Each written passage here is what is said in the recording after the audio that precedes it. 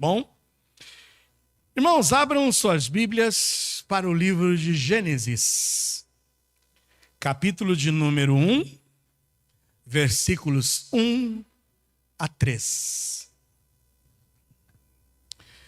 Hoje, como já disse, iniciaremos uma série de mensagens cujo tema é No Princípio. Gênesis capítulo 1, versículos 1 a 3. Diz assim a palavra do Senhor: No princípio criou Deus os céus e a terra era sem forma e vazia, e havia trevas sobre a face do abismo, e o Espírito de Deus se movia sobre a face das águas. E disse Deus: haja luz, e houve luz. Maravilhoso texto da palavra de Deus. Aprenderemos, irmãos, neste e nos próximos domingos, um pouco sobre esse tema, o tema cujo título é No Princípio. Por que eu escolhi esse tema no princípio? Estava eu me lembrando de quando em 2009, ou seja, um ano depois de assumir a liderança aqui da então congregação em Bugaçu, eu preguei exatamente uma série de mensagens nesse tema, no princípio. Em 2009, por que eu preguei essa série de mensagens? Porque sempre no começo de um ano, nós aceitamos muitas vezes o desafio de partirmos para uma leitura da Bíblia por completo.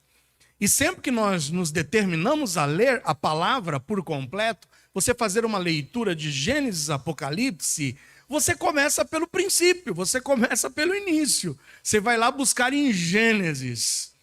Então hoje eu quero relembrar o que aprendemos lá em 2009. Não sei quantos irmãos aqui conseguirão se recordar de alguns pontos que foram tratados naquela ocasião.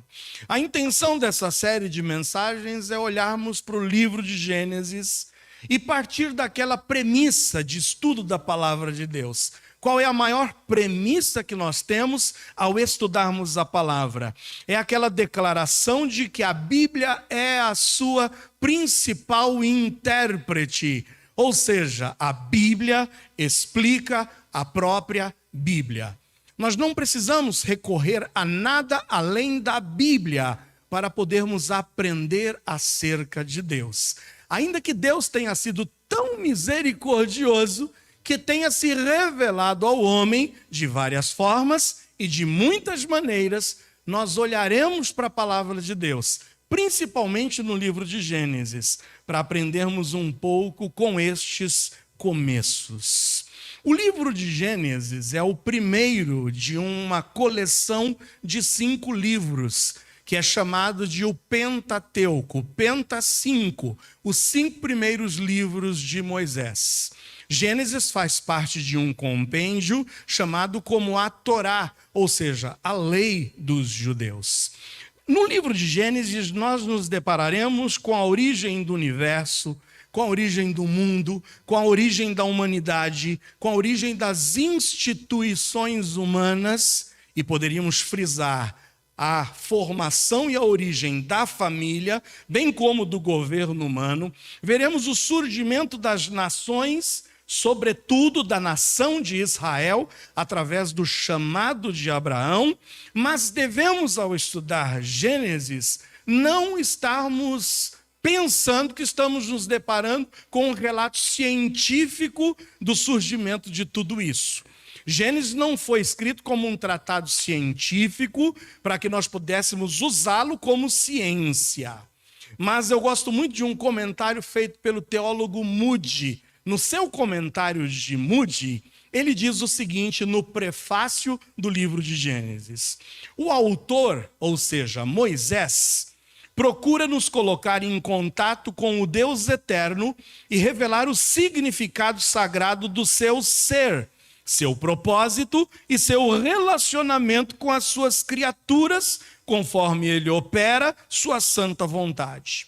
Este livro tão notável por sua profundidade e exaltação moral, sua dignidade e grandeza, descreve o Deus eterno na tarefa de preparar um lugar onde suas criaturas amadas possam viver e crescer e revelar sua divina glória. Revelar sua divina glória.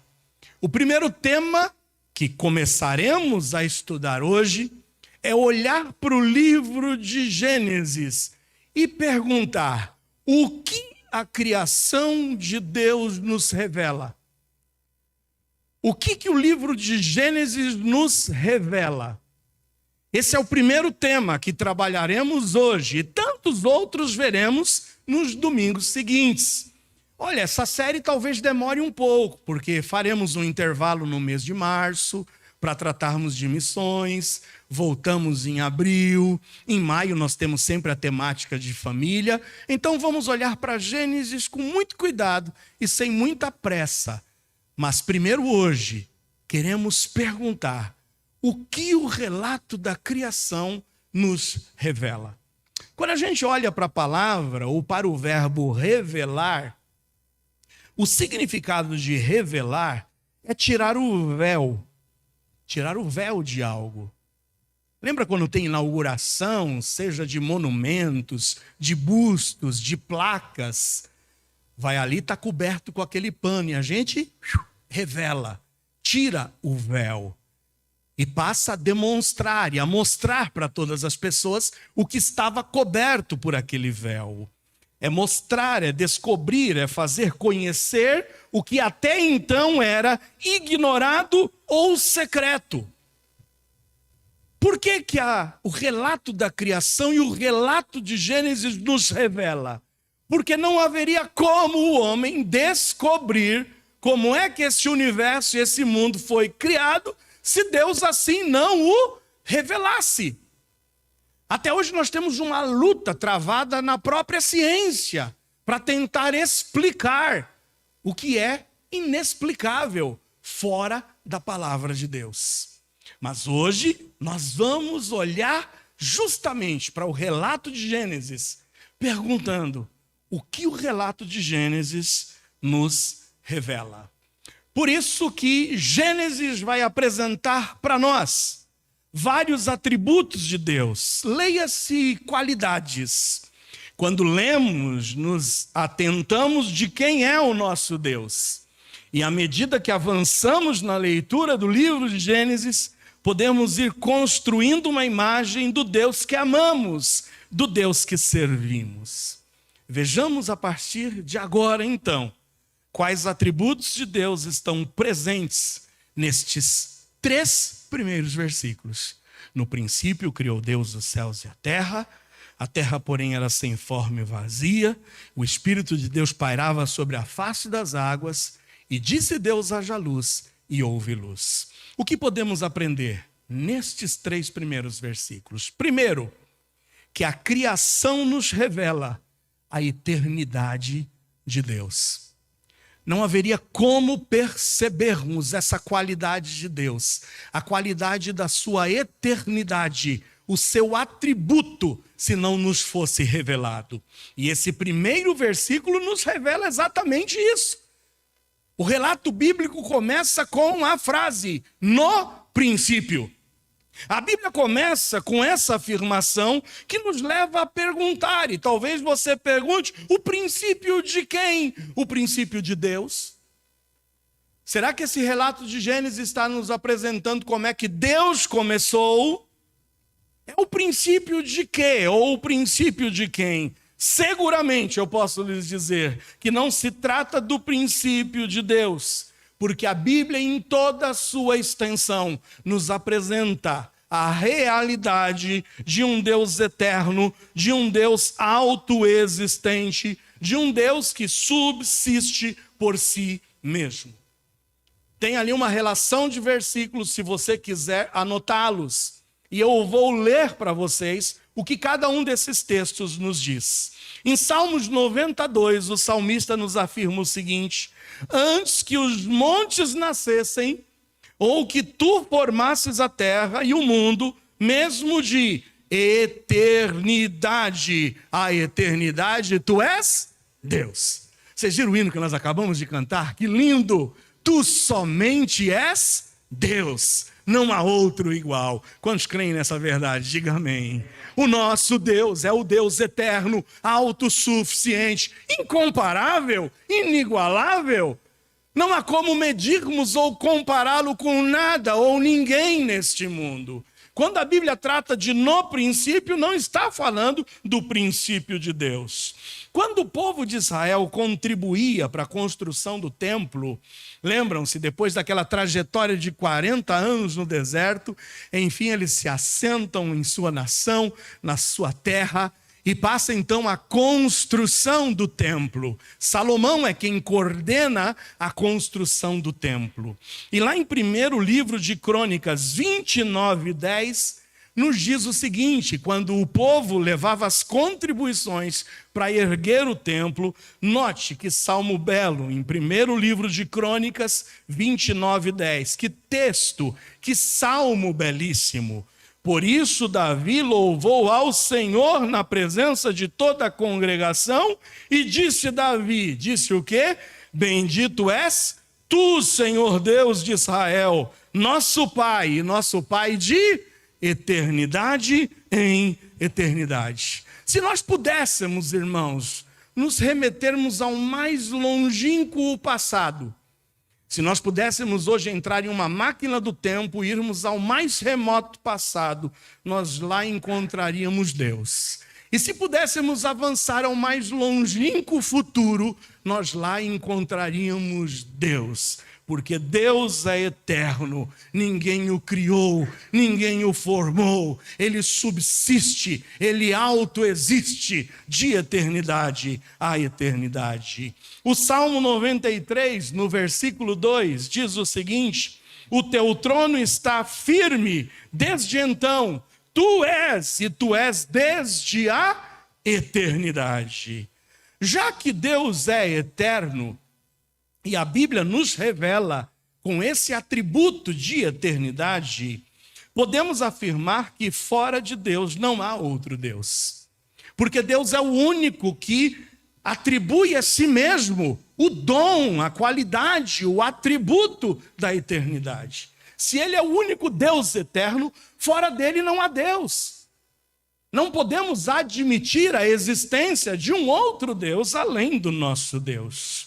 É por isso que em Isaías 45, versículos 5 e 6, o profeta Isaías afirma o seguinte: eu sou o Senhor e não há outro, fora de mim não há Deus. Eu te cingirei, ainda que tu não me conheças, para que se saiba desde o nascente do sol e desde o poente, que fora de mim não há outro. Eu sou o Senhor e não há outro, amém? Não há outro. Enquanto as civilizações, enquanto os homens criam deuses para a satisfação do seu ego, como foram criados deuses para a satisfação dos desejos sexuais, as deusas Afrodite, as deusas Diana, como foi criado o Deus da prosperidade, no nome do Deus Mamon, que o próprio Senhor Jesus Cristo diz: vocês não podem servir a Deus e a Mamon, ou seja, as riquezas.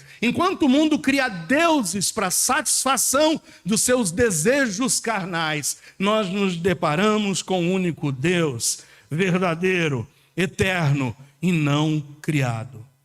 Salmos 95, 4 a 6, o salmista diz o seguinte: porque grande é o Senhor e muito digno de louvor, mais temível do que todos os deuses, porque todos os deuses dos povos são ídolos, mas o Senhor fez os céus.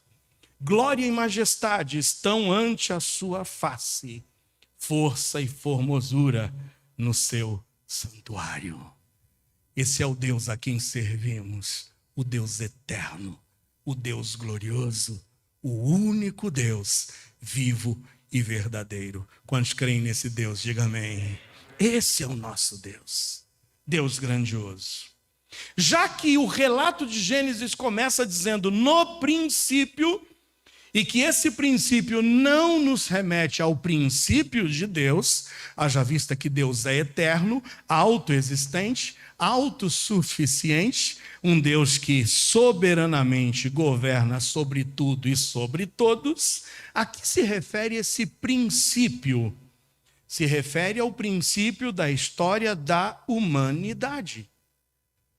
É por isso que, ao olharmos para o relato de Gênesis, o relato da criação nos revela a eternidade de Deus, mas o relato da criação nos revela o poder criador de Deus e sua inteligência. O nosso Deus não somente é eterno, autoexistente, autossuficiente, mas o relato da criação nos revela um Deus que tem poder de criar, um Deus inteligente. Porque o texto diz, no princípio criou Deus os céus e a terra era sem forma e vazia. Note, Deus o que tinha em suas mãos? Nada. Uma terra vazia, sem forma. E é de uma terra vazia e sem forma que Deus faz tudo e todos. Em Isaías 45, 18, veja o que o profeta nos diz. Porque assim diz o Senhor que tem criado os céus, o Deus que formou a terra, e a fez, ele a confirmou, porque ele não a criou vazia, mas a formou para que fosse habitada. Por isso, eu sou o Senhor e não há outro. Uma coisa é fazer um bolo, é criar um bolo. Quantas aqui das irmãs gostam de fazer um bolo? Levanta a mão. Fazer um bolo, não estou dizendo se o bolo fica bom. Mas você gosta de fazer um bolo? Para você fazer um bolo, você precisa o quê? Dos ingredientes, não é? Uma coisa é fazer o bolo com os ingredientes, com a farinha, com os ovos, com a margarina, com a água ou o leite, ou até sem nenhum desses ingredientes. Uma coisa é você fazer um bolo usando os ingredientes. Agora, outra coisa é você criar os ingredientes. Deus, ele não fez a terra usando matéria-prima de coisas já existentes. Mas Deus fez tudo do nada. E Deus revela-se a Jó exatamente dessa forma. Como um Deus que cria tudo. Como um Deus que formou os céus, como um Deus que criou a terra. E veja o que diz em Jó 38, 4 a 6. Quando Jó questionava a Deus, a situação deprimente e miserável que ele estava passando, Deus se revela a Jó, e diante dos questionamentos dele, que diz Deus a Jó? Onde estavas tu quando eu fundava a terra? Faze-mo saber se tens inteligência. Quem lhe pôs as medidas, se é que o sabes? Ou quem estendeu sobre ela o cordel? Sobre que estão fundadas as suas bases? Ou quem assentou a sua pedra de esquina? Me diga, Jó, quem foi que formou tudo isso? Quem é que estabeleceu a terra? Quem é que colocou essas medidas sem ter uma trena na sua mão?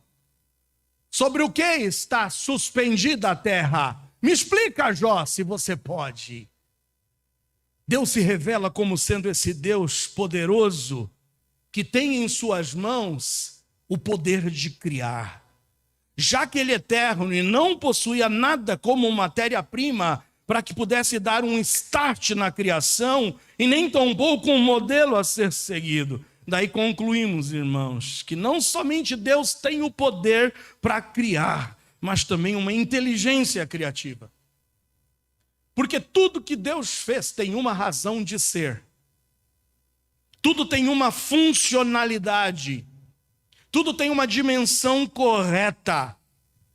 Não importa para onde você olhe, se para os céus ou se para a terra. É por isso que em Isaías 40, 26, o profeta faz esse desafio. Levantai ao alto os vossos olhos. Imagine se você estivesse agora com um teto aqui aberto. Isaías está te conclamando e te convidando a levantar os seus olhos. Não sei qual a última vez que você pôde viajar para o interior de São Paulo, onde não tem poluição, e se deparar com aquele céu estrelado. E observar cada pontinho no céu. É isso que o profeta está dizendo: levantai ao alto os vossos olhos e vede quem criou essas coisas. Foi aquele que faz sair o exército delas, segundo o seu número. Ele as chama todos pelos seus nomes, por causa da grandeza das suas forças, e porquanto é forte em poder, algumas delas faltará. Nenhuma delas faltará. Eu vou passar para vocês um videozinho. Eu não, o Vinícius. O Vinícius vai passar para vocês um videozinho. Atentem para a menor partícula visível, ainda que de forma a ter que se usar um microscópio, até a maior dimensão que você possa imaginar do nosso universo. Dá uma olhada para esse vídeo e veja o quão esplendorosa é a criação de Deus.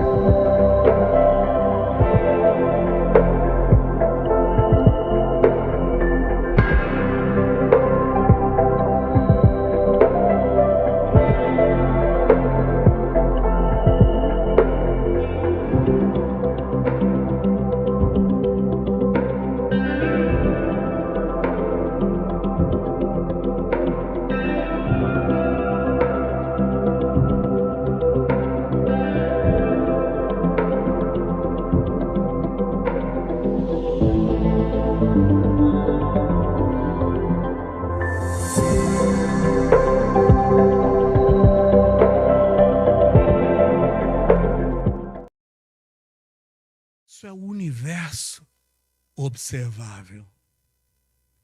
A minha pergunta para ti é: onde estamos nós? No meio de toda essa imensidão. Como podemos olhar para um Deus que fez tudo isso e dizer que não é um Deus inteligente? Só algumas curiosidades que eu quero passar para você, tá bom? E são curiosidades que eu tirei lá do INPE, Instituto Nacional de Pesquisas Espaciais. A massa do Sol é 333 mil vezes maior que a da Terra. Você consegue imaginar que o Sol tem uma massa 333 mil vezes maior? Que o seu raio médio é de 696 mil quilômetros, ou seja, cerca de 109 vezes o raio da Terra. Estima-se que a nossa galáxia, a Via Láctea, possui de 200 a 400 bilhões de estrelas. Misericórdia, que número é esse?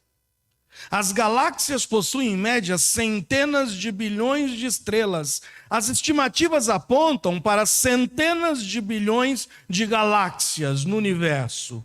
Isso resultaria na existência de mais de 10 sextilhões de estrelas. Que número é esse, pastor? É esse que está vendo aí, ó. Isso é exatamente 10 sextilhões de estrelas. São 22 zeros. E você consegue imaginar que a Bíblia diz que o Criador deu nome a todas? Você consegue se lembrar de quantos nomes agora? Talvez nem da tua família você não lembre todos os nomes. Você consegue se lembrar do nome de Dom Pedro? Dom Pedro de Alcântara Xavier, não sei das quantas, lembra? Que nomão que o Dom Pedro tinha. Agora você consegue imaginar que com 10 22 zeros. Deus sabe o nome de cada uma dessas estrelas. Esse Deus é tremendo ou não é tremendo? Amém ou não?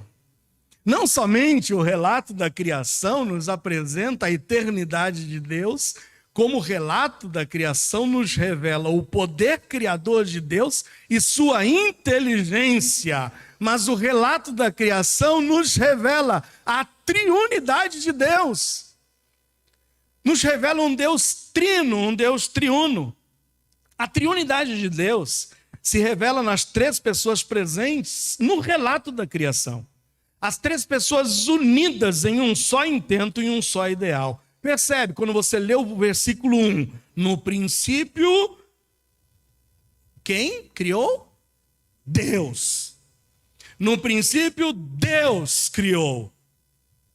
No versículo 2, nós lemos que o Espírito de Deus se movia sobre a face das águas. E no versículo 3, nós lemos, disse Deus, haja luz e houve luz. Deus o Pai, Deus o Espírito e Deus o Filho, no disse, no fez, na palavra, no verbo. Paulo, quando escreve aos Colossenses, diz que sem Jesus nada do que existe seria feito, porque sem Ele nada do que foi feito se fez. Quando abrimos em João, no Evangelho de João, no capítulo 1, versículos 1 a 3 e versículo 14, olha o que João nos revela. No princípio era o Verbo. O Verbo estava com Deus, porque o Verbo era Deus. Ele estava no princípio com Deus e todas as coisas foram feitas por Ele. E sem Ele nada do que foi feito se fez. E se você tiver dúvidas de quem é o Verbo, de quem é a palavra, de quem é o faça-se luz e fez-se luz. Se você tem dúvidas de quem é esse poder criador, essa palavra com ação de criar, o versículo 14 nos revela quem é o Verbo que estava presente com Deus, porque era Deus, e sem o qual nada do que foi feito se fez. O versículo 14 diz, o Verbo se fez carne e habitou entre nós, e vimos a sua glória, como a glória do unigênito do Pai, cheio de graça e de verdade. Amém ou não? O relato da criação nos revela um Deus eterno. O relato da criação nos revela um Deus inteligente e com o poder de criar. Mas o relato da criação nos revela um Deus triuno. O Pai, o Filho e o Espírito Santo unidos no mesmo ideal. A triunidade é percebida não somente nesse primeiro texto de Gênesis, mas quando nós percorremos Gênesis, veja o que diz em 1:26. Disse Deus, vou fazer o homem, é isso? Disse Deus o quê? Façamos o homem.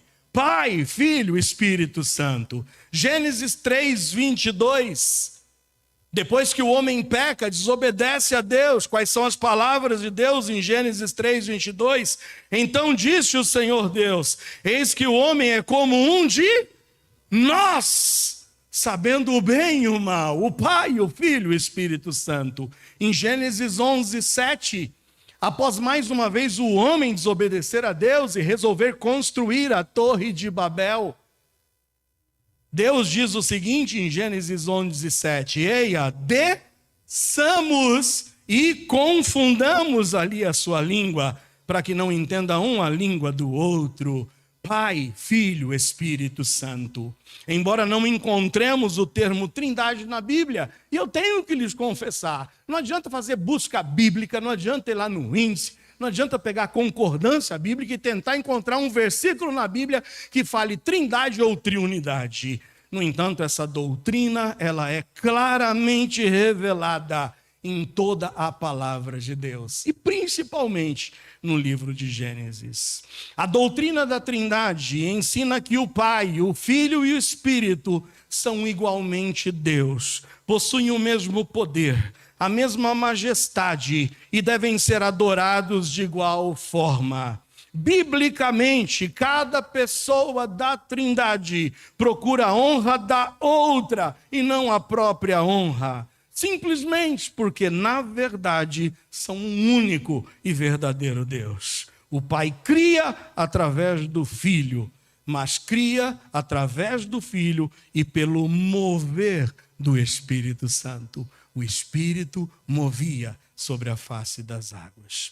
Com relação à nossa salvação, irmãos, o Pai planejou. Não é errado dizermos que o Pai planejou. O Filho executou.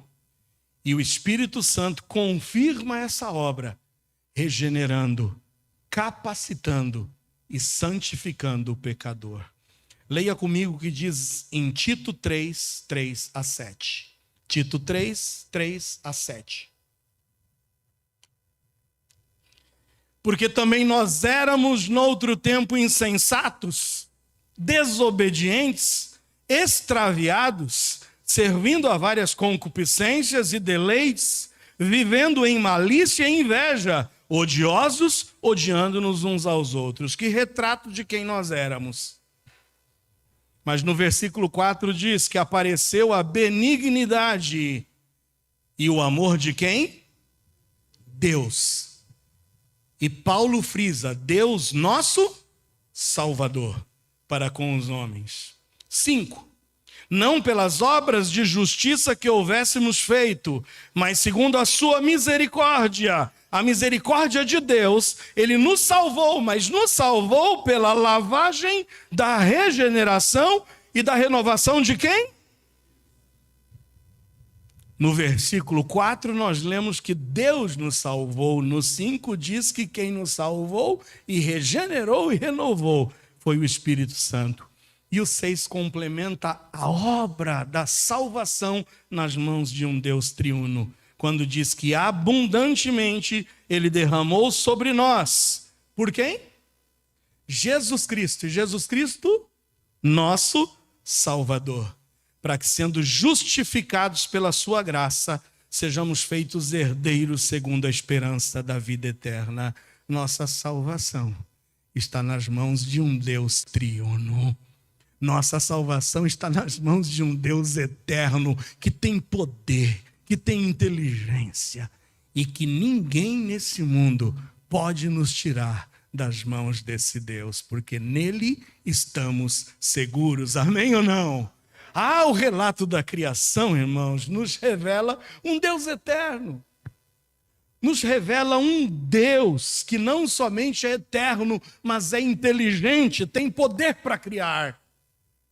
Mas o relato da criação nos revela um Deus triuno, que trabalha em favor da nossa salvação. Um Pai que nos amou e que enviou o seu Filho unigênito. E que todo aquele que nele crê é selado e recebe o penhor do Espírito Santo. Nossa salvação está nas mãos desse Deus. Por isso que podemos dizer que seguro com ele nós vamos. Amém? Nada nos separa. Mas a criação nos revela também a santidade de Deus. Disse Deus, versículo 3, haja luz, e houve luz.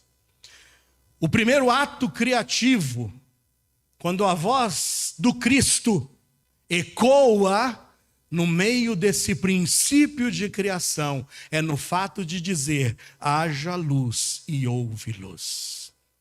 Luz revela a própria essência de Deus. Primeira carta de João, capítulo 1, versículos 5 a 7. Esta é a mensagem que dele ouvimos e vos anunciamos, que Deus é luz, e não há nele trevas nenhumas. Por isso que se dissermos que temos comunhão com ele e andarmos em trevas, mentimos e não praticamos a verdade. Mas se andarmos na luz, como ele na luz está, temos comunhão uns com os outros, e o sangue de Jesus Cristo, seu Filho, nos purifica de todo o pecado. Deus é luz. Por isso que não haveria outra coisa que primeiramente ele pudesse revelar como um ato criativo, senão a própria luz. Esse Deus eterno, criador, triuno, é um Deus santo. E como santo é separado do mal. E não somente separado do mal, mas de qualquer aparência do mal. Por isso saiba, meu amado, que a casa eterna que Deus tem preparado para nós é um lugar ausente de qualquer resquício de maldade ou imperfeição. Apocalipse 22, 3-5. Ali nunca mais haverá maldição contra alguém, e nela estará o trono de Deus e do Cordeiro, e os seus servos o servirão. E verão o seu rosto, e nas suas testas estará o seu nome, e ali não haverá mais noite. E não necessitarão de lâmpada, nem de luz do sol, porque o Senhor Deus os ilumina e reinarão para todos sempre com esse Deus que é luz, amém ou não? Deus é luz. E por isso exige que aqueles que querem se aproximar dele igualmente andem em luz. Aleluia. Santo, santo, santo é o Senhor Deus Todo-Poderoso. Por último, o relato da criação ou a criação nos revela a misericórdia de Deus. Em Apocalipse 13:8 está escrito um quadro dos últimos tempos. Um quadro da tribulação é pintado em Apocalipse 13:8. Quando aqueles que permanecerem nessa terra, porque rejeitaram a Cristo como Salvador, passarão e enfrentarão os tempos mais difíceis que a humanidade já pôde atravessar. Se você está achando esses tempos difíceis, multiplique isso, talvez por 10 sextilhões do que vai ser a tribulação.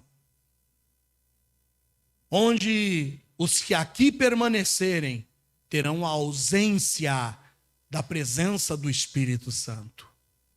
Em Apocalipse 13:8 diz que alguns destes que aqui permaneceram adoraram a imagem da besta. E quem são esses que adoraram a imagem da besta? São os que habitam sobre a terra, esses cujos nomes não estão escritos no livro da vida do Cordeiro e que foi morto desde o quê? A fundação do mundo. Você consegue imaginar que quando Deus estava criando o mundo, você consegue imaginar que em Gênesis 1:1-3, quando diz, no princípio criou Deus os céus e a terra, você consegue imaginar que Deus já sabia que o ser humano rejeitaria o seu plano? Você consegue imaginar que o homem se rebelaria contra ele? Você consegue imaginar que Deus já sabia que os homens levariam seu filho amado ao Calvário? Você consegue imaginar que muitos iriam vituperar o seu filho, mas ainda assim o Senhor insistiu no seu plano por misericórdia, por amor àqueles que iriam crer? E eu não sei quantos aqui nessa noite já creram nesse evangelho, diga amém. Quando Deus criava o mundo, esse Deus eterno, esse Deus inteligente, esse Deus criador, esse Deus triuno, esse Deus santo, ele deixou que brotasse do seu coração a essência do amor na misericórdia. E ainda que ele soubesse que uma única pessoa iria crer no seu plano redentor, ele insistiria, porque Deus é misericordioso. Pedro diz que o Senhor não retarda a sua promessa, embora alguns a tenham por tardia. Mas ele é longânimo para convosco, não querendo que alguns se percam, mas sim que todos cheguem ao arrependimento. Eu não sei como pode você abrir o livro de Gênesis e diante dessas revelações não tomar a decisão mais importante da sua vida ao deparar-se que o relato da criação revela um Deus misericordioso. É incrível saber que esse Deus santo, puro e luz fez tudo isso por amor. por misericórdia.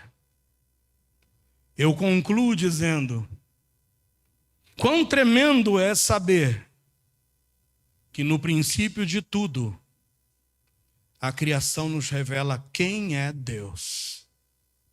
E como é bom nos deliciarmos com essa descoberta. Hoje o relato da criação revelou que Deus é eterno, dotado de um grande poder criativo, inteligente, triuno, santo e misericordioso. Eu encerro lendo o que o profeta Naum diz no capítulo 1, versículo 3. O Senhor é tardio em irar-se, mas grande em poder, e ao culpado não tem por inocente. O Senhor tem o seu caminho na tormenta e na tempestade, e as nuvens são o pó dos seus pés. Não há como olharmos para o livro de Gênesis sem não nos depararmos com a misericórdia de um Deus que quer te alcançar, que quer fazer de você uma nova criatura. Um Deus que não poupou esforços. Um Deus misericordioso. Um Deus que não tem a sua ira como sendo a sua última ação. Mas hoje quer revelar a ti a sua graça e a sua misericórdia. Um Deus tremendo. Um Deus incomparável. Fecha seus olhos. Quantos estão aqui nessa noite e que ainda não tiveram um encontro pessoal com esse Deus? Talvez você tenha relutado durante toda a sua vida, levado pela ciência, levado pela filosofia, levado pelo humanismo, a olhar única e tão somente para dentro de si e achar-se alguém capaz e suficiente de tocar e ter o domínio sobre a sua própria vida. Mas quando olhamos para o livro de Gênesis e vemos que o Senhor se revela como sendo o único Deus verdadeiro, eterno, um Deus poderoso, criativo, inteligente, um Deus triuno que moveu a divindade para nos salvar, planejando, executando e nos salvando. Um Deus que é santo, puro e perfeito, mas um Deus acessível por sua misericórdia. Ele quer te salvar, Ele quer te transformar, Ele quer te fazer novo, Ele quer te renovar hoje. Ele quer que a tua fé hoje, apoiada nesse Deus tremendo, possa te hoje levantar e fazer com que você, de cabeça erguida, siga uma vida honrando e dignificando a esse Deus. Ó Deus, muito obrigado, porque no meio da imensidão desse universo, no meio de 10 sextilhões de estrelas, o Senhor atentou para nós e com sua misericórdia moveu os céus, enviou o seu Filho Jesus, que não poupou esforços para na cruz do Calvário morrer em nosso lugar. Receba a nossa adoração em nome de Jesus. Amém. Fique em pé. Mas ao louvar agora